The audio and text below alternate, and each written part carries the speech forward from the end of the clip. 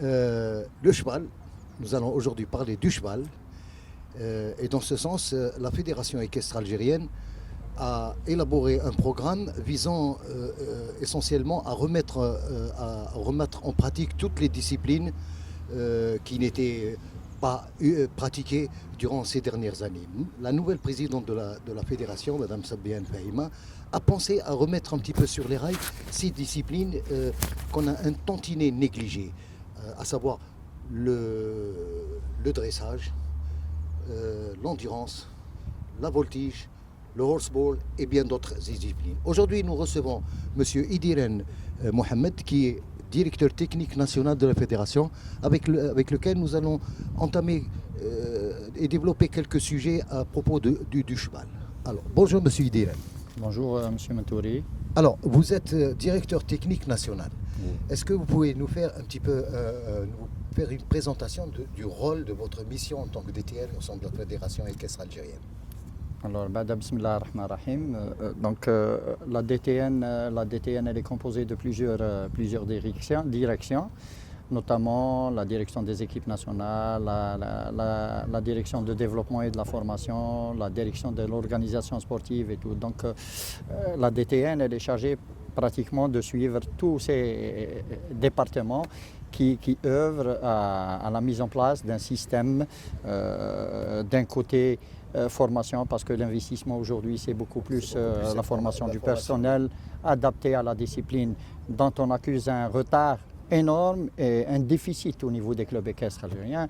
La direction de l'organisation sportive qui est chargée de tout ce qui est coordination pour l'organisation des événements sportifs à travers le territoire national, malheureusement avec des contraintes que nous vivons actuellement au niveau de la fédération vis-à-vis des centres équestres qui pratiquement il y a beaucoup plus de structures équestres et il y a une inhibition des centres équestres étatiques, beaucoup plus. Il y a beaucoup plus d'insuffisance, vous voulez dire. Il y a pas beaucoup de carences, oui. Beaucoup de carences. Mais d'un autre côté, il y a l'émergence de structures privées qui aujourd'hui, elle est en train de servir la fédération en mettant en place un dispositif permettant le développement de sa discipline,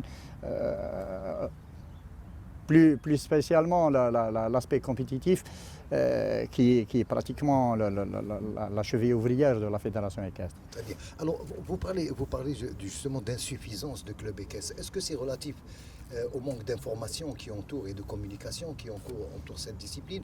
Je veux dire, est-ce que c'est pas parce que ce sport est un petit peu particulier qu'on ne le connaît pas? Est-ce que c'est parce que la presse ne s'intéresse pas suffisamment à ce sport qui fait que les gens ne sont pas encouragés à créer des clubs?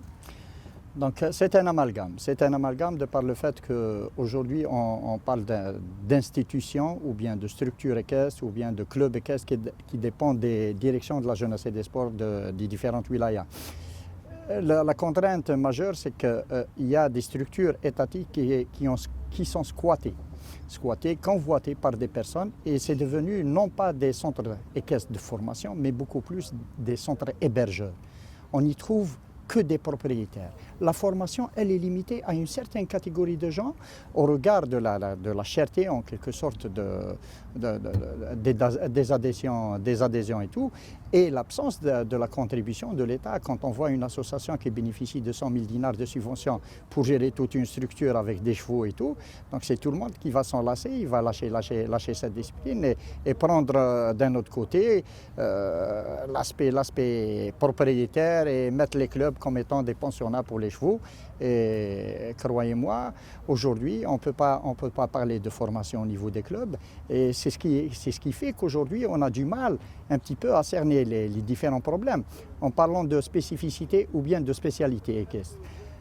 Normalement, la fédération devrait trouver déjà sur le marché un échantillon pour qu'elle puisse déjà le gérer et le développer. Aujourd'hui, tout le monde se focalise sur le saut d'obstacle.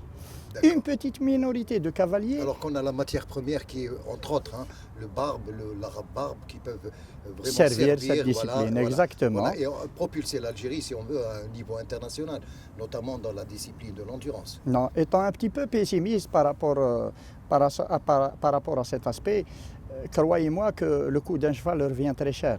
que ce soit pour l'association ou pour le propriétaire lui-même. C'est au regard, par exemple, en citant le cas du foin qui a 135 000, 1350 dinars, ce n'est pas à la portée des clubs, et encore plus, ce n'est pas à la portée des propriétaires. Il faut trouver que des gens aisés qui peuvent se permettre de prendre un cheval, encore plus de payer ce qu'il y a comme charge. Mais croyez-moi, au niveau des associations, ce n'est pas le cas. Donc, c'est une vérité que le cheval, la discipline équestre est un sport un petit peu astreignant, si on veut, financièrement. Est-ce que vous ne croyez pas que les autorités pourraient un petit peu plus s'impliquer en révisant un petit peu les subventions, un petit peu revoir un petit peu leur approche vis-à-vis de ce sport?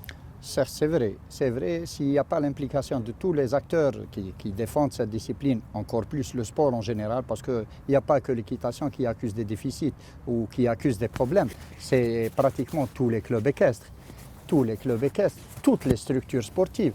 Aujourd'hui, les moyens sont très chers. Les acquérir, c'est encore pire, parce qu'on n'en a pas où les acquérir. En parlant de sport équestre, maintenant, pour acheter une selle, on fait toute une gymnastique. Déjà, nous n'avons pas de structure qui met en exergue ou bien offre cette possibilité d'acheter des selles de part et d'autre. On est obligé d'importer ou bien de les ramener par le biais d'intermédiaires et tout. En ce qui concerne les moyens de récupération, qui sont quelque chose qui est très important pour aider les chevaux à maintenir la forme sportive. Ce qui se passe actuellement, c'est qu'on ramène tout ce matériel, mais à travers un marché noir. Au niveau national, il n'y a plus rien. Il n'y a ni société. Est-ce que ça ne veut pas dire que c'est lié un petit peu à l'absence d'élevage de chevaux, c'est-à-dire d'une politique réelle d'élevage pour créer un sel algérien, comme l'ont fait nos voisins les Marocains? Le problème étant très profond de par le fait qu'on parle d'élevage, mais en réalité, si on comptabilise le nombre de chevaux de naissance en Algérie, il est vraiment dérisoire. Très bien. Que ce soit au niveau de Chawchawa ou dans d'autres structures. Il y a un élevage bâtard, c'est tout le monde qui fait de l'élevage chez lui. Il a une jument, il a fait ça hier, automatiquement il aura son petit poulain, mais il n'est pas déclaré. Les structures qui sont censées développer cette matière grise dont on dispose ne jouent pas le jeu. Ils se limitent à des naissances qui sont comptées au bout des doigts. Donc sur le marché, en réalité, nous n'avons pas de chevaux. Il n'y a pas de contrôle, il n'y a pas de suivi, vous voulez dire, il n'y a pas de structure qui encadre toute cette activité d'élevage. Il n'y a pas de politique. Il n'y a pas de politique. Il n'y a pas de politique. Parlons de politique. Une politique d'élevage qui n'est pas bien étudiée, du personnel qui n'est pas qualifié, des structures qui n'offrent pas les commodités qu'il faut pour disons, investir dans ce domaine. On voit aujourd'hui l'émergence d'un centre d'Enara, plus ou moins, de M. Mtidji à Mostaganem, qui est en train d'investir sur le cheval de sport. C'est quelque chose de bénéfique. Mais le coût du produit, aujourd'hui, ce n'est pas tout le monde qui peut se permettre. Raison pour laquelle il y a des démarcheurs, il y a des maquignons qui sont en train d'importer de part et d'autre des chevaux. C'est vrai, c'est une bonne chose pour l'Algérie parce que c'est ça qui nous a permis un petit peu de concourir en international ou d'avoir des chevaux de qualité dont on espère participer à l'échelle internationale ou dans des événements plus ou moins porteuses pour l'Algérie. Alors, dernièrement, vous étiez dans une réunion organisée par la fédération, et au terme de laquelle deux comités ont été mis en place, le comité endurance et le comité obstacle. Il serait chargé notamment d'organiser, de mettre en place tous les mécanismes pour relancer ces disciplines, remettre un petit peu de l'ordre dans l'obstacle parce qu'il y a des questions techniques et pas mal d'autres questions qui un petit peu freinent un petit peu le développement de cette discipline. Alors, qu'est-ce que vous en pensez réellement? Est-ce que ça devrait porter ses fruits? Je pense qu'actuellement, la fédération n'est pas dégarnie de réglementation. Mais la mise à jour, elle est indispensable. On est contraint de mettre à jour tous nos règlements, que ce soit pour le saut d'obstacle ou bien pour le saut ou bien pour l'endurance. On doit s'aligner un petit peu avec ce qui se passe de l'autre côté. C'est très important. Maintenant, occuper un siège, il faut maintenant qu'il y ait un investissement. La disponibilité de ces personnes pour agir en tant qu'acteur principal, parce que là, c'est des gens qui vont réfléchir, donner des propositions, mettre des propositions en perspective, mais il va falloir les réaliser. Pour les réaliser, il faut avoir les moyens de sa politique. Aujourd'hui, on a commencé en parlant de structures équestres et tout, il faut trouver déjà les structures qui peuvent abriter ces événements. Surtout en endurance. En obstacle, nous avons 3 clubs.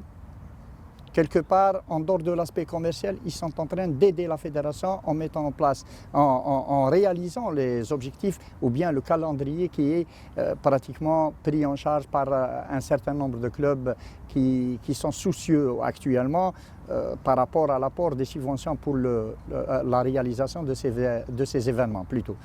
En endurance, là, c'est tout le monde qui dit que Thiers c'est le berceau du cheval, Blida c'est le berceau du cheval, Constantine c'est le berceau. Mais il faut trouver déjà les comités d'organisation qui ont cet amour pour cette discipline. Parce que ce n'est pas une discipline qui est très facile. Donc ils auront un petit peu le rôle de fédérer un petit peu tout le monde autour de cette discipline.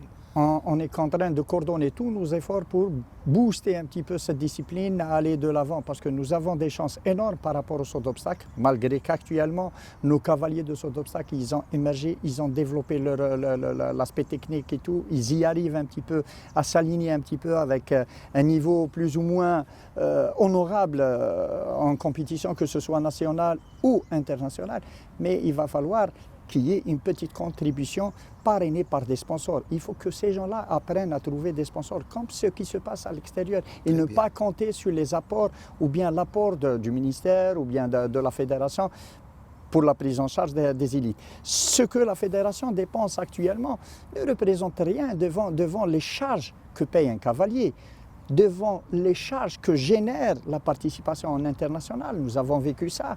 Nous avons vécu ça dernièrement en faisant participer notre élite nationale en Tunisie. On a fait toute une gymnastique pour participer et croyez-moi, ça nous a coûté les yeux de la tête. Ce n'était pas quelque chose d'anodin, c'était des dépenses de part et d'autre. Pour une mission, on risque de dépenser tout un budget.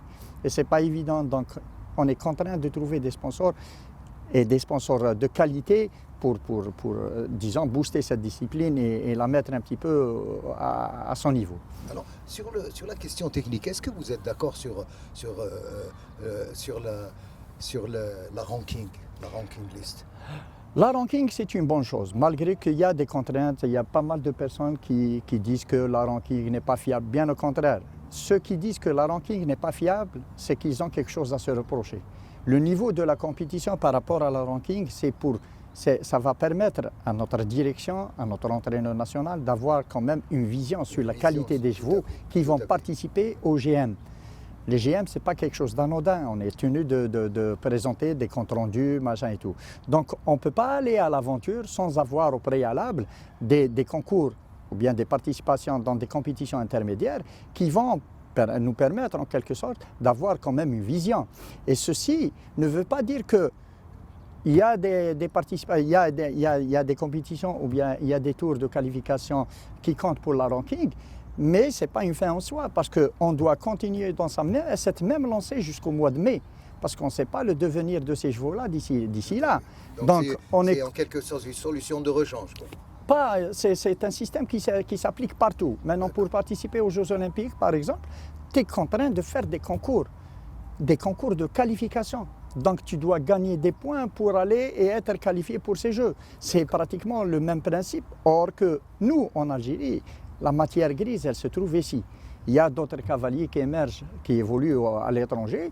Mais croyez-moi, il faut pas se voiler les faces, il faut le dire en toute sincérité. On ne sait pas sur quel cheval ils vont jouer. Là, le travail... C'est ça la différence entre les autres sports, c'est qu'il y a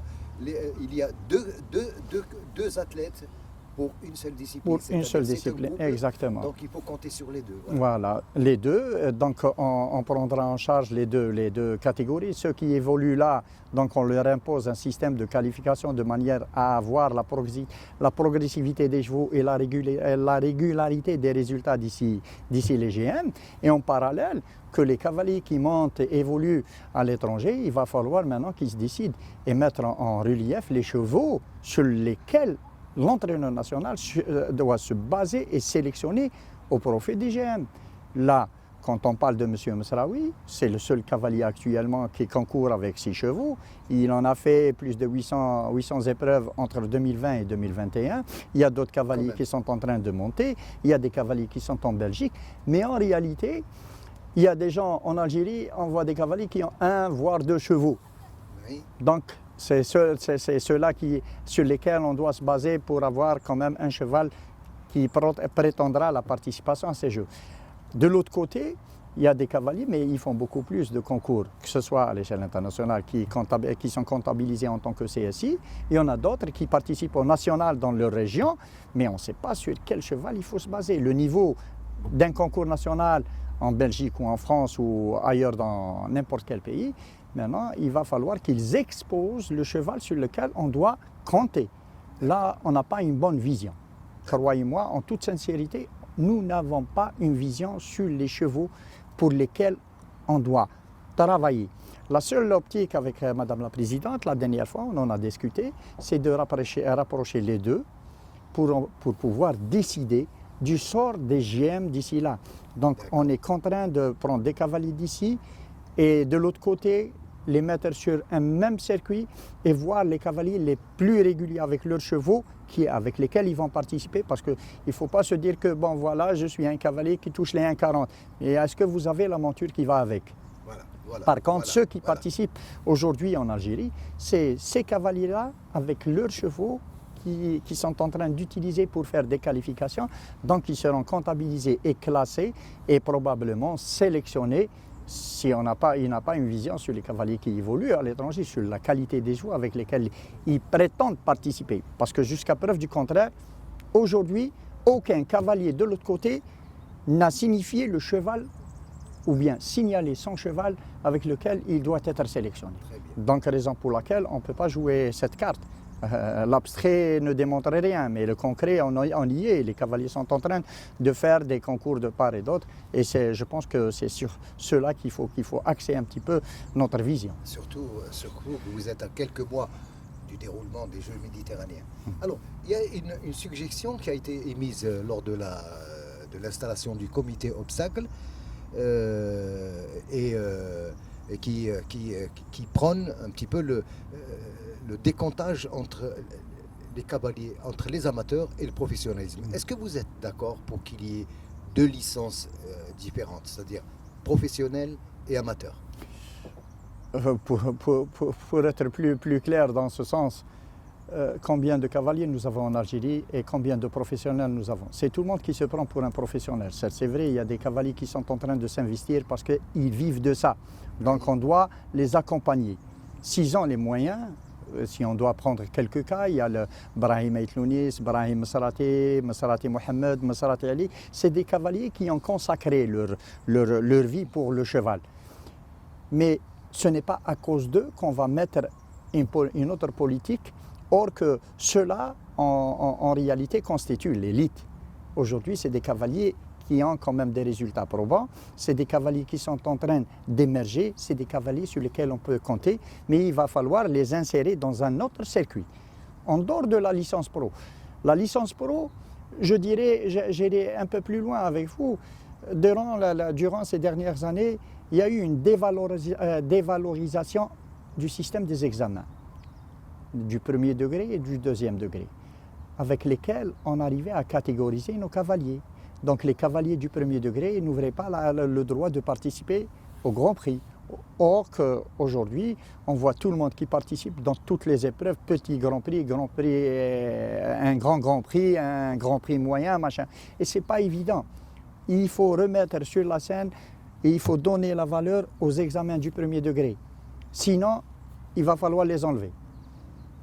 C'est clair. Parce qu'aujourd'hui, c'est tout le monde qui monte dans toutes les épreuves et on n'arrive pas à cerner le problème. On n'arrive pas à cerner les cavaliers qui ont du potentiel. À propos d'examen, justement, puisque vous parlez d'examen, vous ne trouvez pas que c'est un petit peu facile d'accéder? Parce que à écouter le secrétaire général et certains cavaliers qui disent que le premier degré est pratiquement donné, il est cédé sans effort aux cavaliers. Est-ce que ce n'est pas pour cette raison qu'il y a ce bas niveau lors des compétitions où on voit beaucoup de chutes, par exemple? je vais aller un peu plus loin dans cette optique. Aujourd'hui, je ne sais pas si tout le monde partage mon avis, quand on part et quand on voit au niveau des clubs, des centres équestres, il y a une absence en matière de formation. Est-ce que c'est parce qu'il n'y a pas eu de formation de la part de la fédération, ou est-ce que, parce que quand on parle de moniteurs, il faudrait peut-être, peut-être, que ces moniteurs soient dotés de quand même de certaines capacités pédagogiques pour transmettre tout le savoir et les connaissances en matière équestre. Pour répondre un petit peu à vos attentes, il y avait des entraîneurs, Oui. mais ils ont toujours été marginalisés, mal considérés. Mal considérés, je dis le terme mal considérés, parce que c'est eux qui nous ont mis sur les chevaux. C'est sur ces gens-là qu'on doit compter. Parce que c'est des gens qui se sont investis corps et âme. Aujourd'hui, on trouve des entraîneurs qui touchent 25 000 dinars. Ils ont servi cette équitation depuis sa naissance, depuis sa création au niveau national. Et aujourd'hui, on les voit avec 25 000 dinars et personne ne s'inquiète pour leur sort. Avec quoi ils vont nourrir leur famille. Or, qu'aujourd'hui, un palefrenier, il est devenu entraîneur. Un voyou est devenu entraîneur. C'est tout le monde qui se prenne pour des entraîneurs. Parce qu'il y a de l'arnaque partout. Même les propriétaires qui accèdent au niveau des clubs. Il y a des propriétaires qui viennent, donc ils ont tendance à avoir un club sans entraîneur qualifié, qui est un entraîneur diplômé ou ayant subi une formation, et il s'agrippe dessus. Il en fait une source de finances continuelle pour lui, malgré qu'il n'est pas assuré, il n'a pas le diplôme qu'il faut, il n'a pas les qualités ni les compétences qu'il faut. Il y a de l'arnaque partout. Les clubs aujourd'hui sont squattés non seulement par une composante d'exécutifs, de membres exécutifs qui ne s'inquiètent pas pour le sort de l'équitation, d'autant plus qu'ils ne cherchent qu'à trouver un moyen des pensionnaires, des propriétaires pour les mettre en pension et se faire payer en quelque sorte. Or que les entraîneurs qui étaient autrefois dans des clubs, ils ont servi, donc le niveau était meilleur, en citant le cas du CHP à l'époque, le cas de Blida, d'Oran, de Tiaret. Il n'y avait que des cavaliers qu'on trouve actuellement. Certains d'eux ont subi une formation d'éducateur à temps partiel, ils sont en train de servir, mais toujours est-il qu'ils sont mis en quelque sorte à l'écart par la composante de l'exécutif des associations. Donc, c'est pas évident. La formation est de mise. La formation devient un impératif pour la fédération. Et une priorité. Une priorité. Alors, juste une brève appréciation ou un avis sur l'actuel entraîneur Ben Farhat. On sait que c'est un entraîneur, c'est un moniteur réellement doté d'un diplôme et tout ça. Qu'est-ce que vous en pensez? Ben Farhat Mourad, c'est le doyen de l'équitation, qu'on le veuille ou pas. Oui. C'est une personne qui a des qualités, des compétences, et à même le voir à cheval, comme en discutant avec lui, il a des idées, il peut les mettre sur le terrain. Et Dieu sait que d'après ce qu'on raconte de lui, il a quand même formé pas mal de cavaliers. C'était un formateur, un athlète d'élite, il monte toujours, il a les compétences, les qualités les qualités qu'il faut plutôt, et un bon œil. C'est une personne qui analyse. Autant prendre ses conseils comme argent comptant, parce qu'il va contribuer, si les cavaliers prennent un petit peu de conscience et se mettent à table pour discuter concernant les différentes contraintes qu'ils vivent avec leurs chevaux ou avec la sphère, je pense qu'ils vont évoluer rapidement, parce qu'il a un bon coup d'œil. بصريح العبارة هو إنسان نزيه ونزيه ما عنده حتى خبث ما عنده حتى علاقة مع لي زاسبي فينونسيي هذوما ما راهو طامع من الدراهم بيان او كونترير هو مدرب اللي يستحق كل التقدير من اجل النجاح لانه اليوم باش تلقى مدرب يجي يقول لك يا اخي انا اليوم نعاونك اذا قدرت تجيب مدرب واحد اخر في مكاني جيبه ما كاش كاع الناس هذه حتى الوزراء ما يسمحش من المكانه نتاعو او من المنصب نتاعو بكل سهوله هو قال لك اذا لقيتم خير مرحبا بكم إذا لقيت مدرب يتحدث بهذه الطريقة يعني ماذا بينا نشوفه. Alors, vous êtes à quelques mois seulement du déroulement des Jeux méditerranéens en 2022. Alors, ne croyez-vous pas que les autorités, justement dans ce cas bien précis, les autorités ne devraient pas déployer plus d'efforts et s'impliquer dans la préparation, c'est-à-dire s'impliquer financièrement. Je ne vous cache pas que ما غطيش الشمس بالغربال. الوزارة يعني تقوم بمجهودات كبيرة من أجل النخبة الوطنية وتقوم بتسهيلات كبيرة. حتى الاتحادية من الجانب نتاعها ما راهيش باخلة على الفريق الوطني، لكن الوضع الحالي هو أزم الأمور إلى حد أننا اليوم رانا في عملية جهاد من أجل إنجاح هذه التظاهرة. حتى التظاهرة اللي راهي مبرمجة في شهر جانفي إن شاء الله، وهي دورة إفريقية على كل حال هامة بالنسبة للمسار لو سي في دو لا فيدراسيون إيكستر ألجيريان. مي لازم اليوم نتكاتفوا من جهة الممولين أو من جهة وزارة الشباب والرياضة أو من برنامج المخطط من قبل رئيسة الاتحادية. كل واحد فينا راه يجتهد باش يوصل الجزائر إلى مرتبة يعني أكثر من مشرفة. هذه توتا فوتر. هذا نقدر أنا نخرج شوية من الموضوع ونروح لمشاركة الفريق الوطني في التظاهرة اللي قامت بها تونس. يعني كان لهم الشرف أنهم شاركوا في تظاهرة وين ils ont donné une bonne prestation pour la nation. Et ça nous a permis, je vous cache pas, je suis très fier de nos cavaliers parce que هادو عطاونا درس كاتحادية أو كفرسان بأنهم قادرين يوصلوا إذا كان كاين تدعيم من قبل الوزارة. بارك الله فيك. نبداو بالوزارة لأنها هي الأب اللي راح يسير كل الأمور بالنسبة لكل الرياضات. والمطلوب أن حتى الوزارة هذه تكننا أكثر اهتمام لهذا الرياضة لأن قادرين نوصلوا بها بعيد في المجال القفز على الحواجز أو القدرة على التحمل أو بعض الرياضات اللي لازم اليوم على النوادي أنهم يسجلوها في برنامج التطوير على النيفو على مستواهم. هذا اللي راح يسمح لنا كاتحادية أننا نبرمج ونوضع القوانين اللازمة باش نسيروا هذا الرياضات. لكن نعود للفريق الوطني نتاعنا، يعني قلت لك المشاركة نتاعو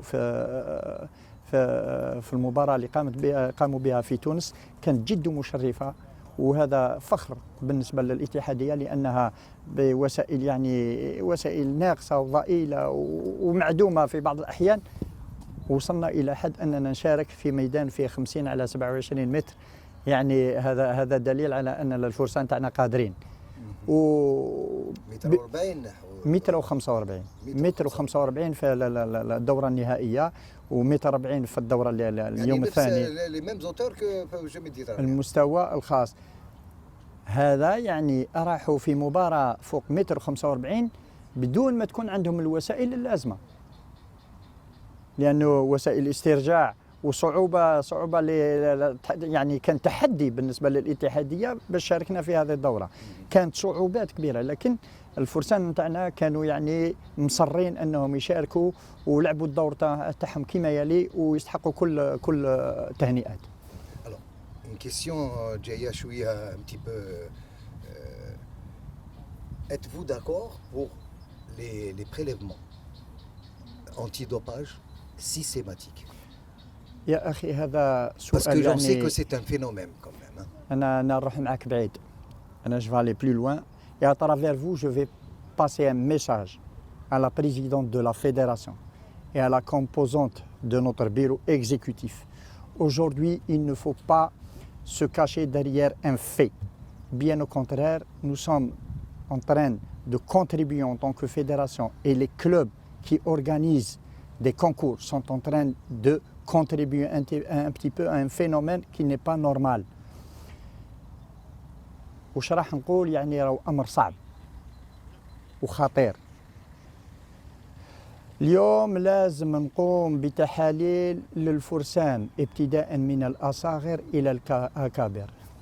بالنسبة للخيل ما يهمنيش الخيل قد ما يهمني الفارس كي يكون صغير ويكون يتعاطى المخدرات في الفنادق، لأن الوالدين يجيبوا أولادهم ويطيشوهم في الفنادق وما يهتموش بهم إلى حد أنهم أصبحوا يستهلكوا المخدرات.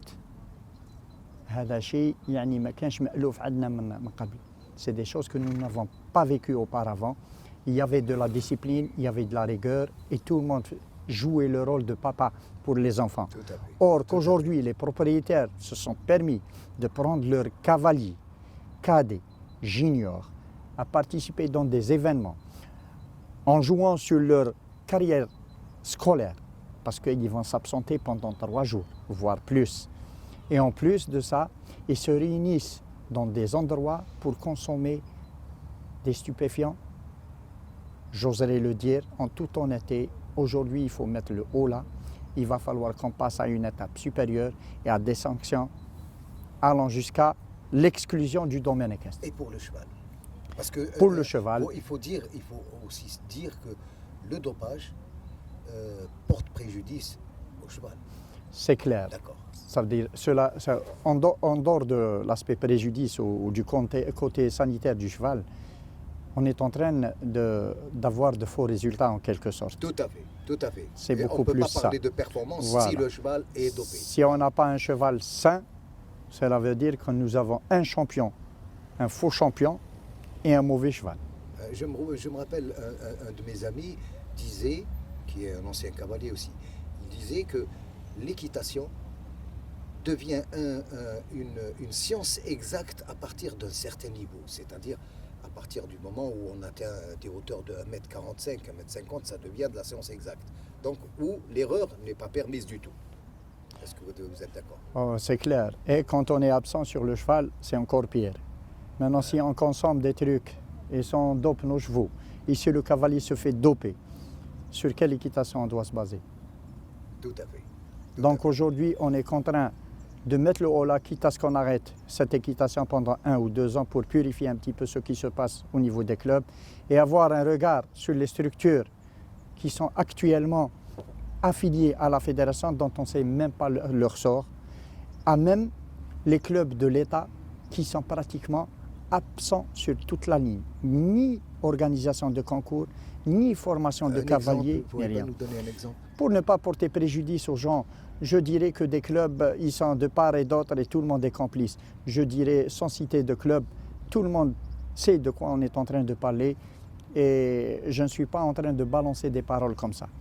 D'accord. Parce que connaissant l'équitation, connaissant les clubs équestres avant, ce qui se passe actuellement me touche énormément parce qu'il n'y a pas de développement. Il n'y a pas de développement, bien au contraire, ces clubs-là sont pratiquement absents sur toute la ligne. Alors, on parle du cheval. C'est vrai que le cheval est un sport un petit peu particulier, mais il est géré par 2 tutelles différentes, à savoir le ministère de l'Agriculture et le ministère de la Jeunesse et des Sports. Donc, est-ce que vous seriez partant pour décanter la traditionnelle du sport moderne, c'est-à-dire avoir 2 sous-fédérations qui seraient gérées par la fédération équestre? Est-ce que vous êtes d'accord pour ce schéma? Pour vous donner plus Il faudrait quand même d'explications. une volonté politique. Hein. Ça peut se vous donner- décider qu'au niveau ministériel. Exactement. Aujourd'hui, c'est tout le monde qui dit qu'on est partie prenante de l'agriculture. C'est faux. Nous n'avons aucune contribution de ce ministère. Aucune. Il n'y a que le ministère de la Jeunesse et des Sports qui est en train de financer le développement des sports équestres. L'agriculture, nous n'avons pratiquement rien. Oui, mais la fédération, quand même, elle finance un grand nombre d'activités traditionnelles. Donc c'est de l'argent qui peut être utilisé beaucoup plus pour le sport. Bon, l'idée générale, c'est d'avoir 2 fédérations différentes qui auraient des budgets différents. C'est-à-dire, chacun a son budget. Pour le sport, c'est une chose, et pour la traditionnelle, c'est autre chose. C'est un peu l'idée générale. Je vais réitérer un petit peu le sujet. Aujourd'hui, et depuis longtemps, la fédération ne perçoit que les subventions du ministère de la Jeunesse et des Sports. D'accord. Nous n'avons aucune autre subvention. À même pour la Fantasia. C'est une discipline que la fédération protège. Parce que si la fédération se débarrasse des cavaliers de Fantasia ou bien des Je suis structures... loin de vouloir dénigrer cette non, discipline. Au contraire, c'est nos traditions. Exactement. On doit les préserver, on doit les garder parce qu'ils seront inhibés dans le temps. Quoique ils n'ont pas besoin de la réglementer un petit peu sur certaines questions. Exactement. C'est des gens qui sont bien structurés, ils ont des ligues. Or que le sport moderne n'a pas de ligue, c'est des associations. Ils sont structurés malgré les différentes contraintes. Ils n'ont pas de subventions conséquentes. Il n'y a pas de subvention au niveau fédéral qui dit que la fédération est dans l'obligation de financer des activités de fantasia. Malgré ça, la fédération le fait. La fédération le fait uniquement pour préserver ce patrimoine ancestral qui risque d'être matériel et immatériel, oui, voilà. Tout à fait. Donc on est contraint de les préserver, de les garder parce que quand même c'est nos traditions. Et on ne peut pas s'en passer de nos origines, quelles que soient les circonstances, alors, quelle que soit la nature de ces gens-là. En deux mots, croyez-vous que notre équipe nationale pourrait réaliser des résultats lors des Jeux méditerranéens? Ça, c'est un petit peu votre avis en tant que DTN. Je ne doute pas des compétences de nos cavaliers. Très bien. La seule chose qu'il faut qu'on mette un petit peu sur la ligne de mire, c'est de mettre les moyens qu'il faut pour eux. Il faut avoir les moyens de sa politique. Aujourd'hui, il faut une bonne prise en charge de ces cavaliers-là et surtout pour les gens qui sont en train de vivre de ça. Ceux qui disent qu'on est professionnel, c'est vrai, c'est des professionnels parce qu'ils exercent, ils vivent de ça, ils sont constamment dans des clubs à travailler des chevaux, donc à servir cette équitation, quelles que soient les contraintes qu'on est en train de vivre. C'est des gens en lesquels il faut investir et former en parallèle parce qu'ils ne vont pas rester cavaliers durant toute leur vie. Autant du moment que certains d'eux ont des compétences, il va falloir les former pour qu'ils puissent déjà transmettre à l'avenir. Tout à fait. Voilà.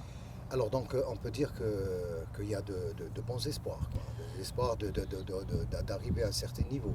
Je pense si les moyens sont mis, les cavaliers Ntana, ils vont donner un plus pour cette équitation, à même se rivaliser avec les meilleurs cavaliers au monde.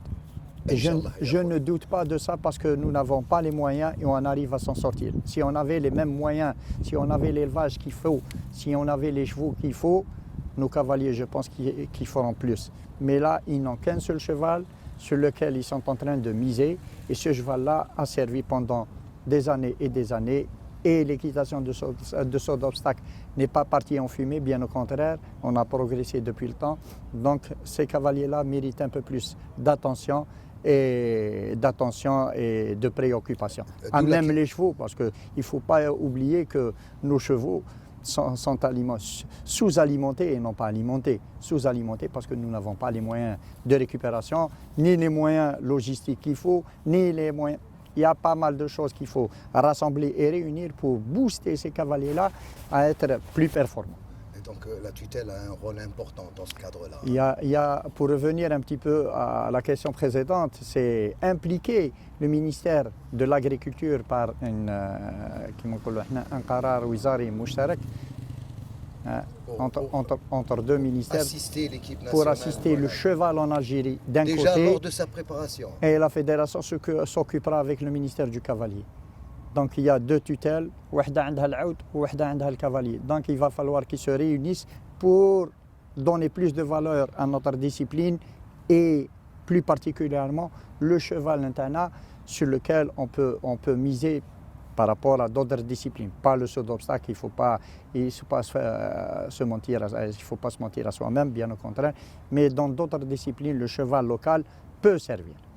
Il a déjà donné ses preuves lors des championnats du monde. On sait que les Algériens se sont classés quand même parmi les 20 premiers. Oui. C'est déjà honorable. Oui. Ils auraient pu, avec un peu plus d'assistance, un peu plus de formation, un peu plus de moyens, ils auraient peut-être pu accéder au podium, pourquoi pas? Non, on a déjà eu un podium que tout le monde oublie en 2012. Oui. C'est la participation de nos cavaliers juniors sur des chevaux locaux. Oui, et nous avons gagné à la mode Beuvron, saut d'obstacle avec des juniors sur des petites hauteurs par rapport aux moyens dont les chevaux ont à disposer. Ils ont gagné le championnat du monde des clubs. Et c'est tout le monde qui oublie ça en 2012. C'était le championnat du monde des clubs auquel les cavaliers, ils ont brillé à la mode Beuvron. Ils ont brillé en relevant, en mettant le drapeau algérien à haut niveau. Alors, il y a une autre question. Et il fallait continuer dans la même lancée. C'était pas quelque chose de sorcier. On pouvait faire la même chose. Très bien. Il y a une autre question qui rejaillit dans ma tête. Les sports universitaires. Je me rappelle qu'à une certaine époque, il y avait l'équipe nationale universitaire. Oui. Est-ce que cette option ne pourrait pas être remise un petit peu Bien au contraire, aujourd'hui, nous avons des cavaliers quand même qui sont des universitaires. Mais on y revient toujours à la matière grise qui est le cheval. Est-ce que c'est des cavaliers qui ont les moyens, les chevaux qu'il faut? Et encore plus, est-ce que la Fédération des sports universitaires s'est rapprochée de notre fédération pour mettre un petit peu... À l'époque, il y avait des associations de cavaliers universitaires, donc c'est eux qui faisaient le travail pour les universités. Aujourd'hui, ces cavaliers-là n'ont pas cette tendance de se rassembler, de se réunir pour réclamer un petit peu le développement de cette discipline à l'échelle universitaire. C'est une porte qui est plus bénéfique pour ces gens-là. Et en plus, n'oublions pas que nous avons déjà organisé en 2008 le championnat du monde universitaire avec des cavaliers algériens. Nous avons participé à des échéances internationales. Aujourd'hui, on est contraint de relancer. Mais avec qui? Il faudrait que les autorités suivent. Hein. Beaucoup plus la fédération universitaire, parce qu'ils ont le budget qu'il faut. Donc, de par le fait qu'ils sont en train de s'investir dans d'autres disciplines, ils pouvaient mettre quelque chose à côté pour le cheval. Alors, le conseil que je pourrais éventuellement donner, c'est à nos cavaliers. Il va falloir qu'ils se regroupent en petites associations et réclament un petit peu vis-à-vis de cette fédération de s'impliquer, de se rapprocher beaucoup plus de notre fédération pour qu'on puisse élaborer un programme comme nous l'avons fait auparavant avec l'ex-président Hassan Sheikh et le Gdaïh Mohamed qui tenaient à ce que l'équitation participe à l'échelle internationale. Et d'ailleurs, on en a fait participer pas mal de cavaliers. Mais là, depuis quelque temps, on ne les voit pas. Et ce n'est pas évident. Donc, si on parle de développement, il faut qu'il y ait quand même une certaine corrélation entre les différentes fédérations, entre parenthèses, les principaux acteurs de cette discipline. Très bien. Donc à vous entendre, il y a tout un chantier à mettre en place. Hein. Plus qu'un chantier. Oui. On est au fin fond d'un puits. Très bien. Alors, vous avez certainement un message à communiquer, à émettre à certains endroits. Quels sont ces messages que vous pourriez adresser dans ce dernier mot que vous allez nous accorder? الحاجة اللي شدتني في قلبي على كل حال لازم نقولها بصريح العبارة وباللغة العربية. لازم نصفوا قلوبنا. نحو لي زانتيري، نحو هذه الخصوصيات أو المصالح الخاصة. هذا المصالح الخاصة هي اللي لوثت وعكرت رياضة الفروسية على كل المستويات. كل المشاكل يعني اللي طرحناهم سابقا على غياب النوادي التابعة لقطاع الدولة لأن مديرية شباب ما تقومش بالدور تاعها. في بعض النوادي نشوفوا يعني غياب عملية التطوير، عملية التدريب يعني صحيحة وما يتبعوش المنهاج الصحيح لأن ما تتوفرش عند النوادي هذه المؤهلات يعني الإطارات الخاصين اللي راح يمكنوا هذا الرياضة من السمو والرقي إلى أعلى درجة. الأبواب المفتوحة لكل الأفراد اللي اليوم راهم يتماثلوا كمدربين وهذا شيء خطأ ويعني هذه جريمة في حق الخواص أو ممتلكي الخيول لأن عندما نشوف نادي يفتح الأبواب بهذه الطريقة يعني راح يفرق الفرسان وراح يهربهم من النادي وراح يستهلك الخيل وراح يعني حتى الخواص اللي اليوم راهم ممتلكي بعض الخيول راح يهربوا إذا شافوا باللي هذا الرياضة ما فيهاش ناس نزهاء. Barakallahu fik J'espère que le message passera et que les autorités réagiront parce qu'effectivement, il y va de l'image de l'Algérie et de l'image du sport national algérien. Exactement. Merci beaucoup, monsieur. Je vous en prie. Merci beaucoup. Merci beaucoup de nous avoir accordé cet entretien. Merci beaucoup.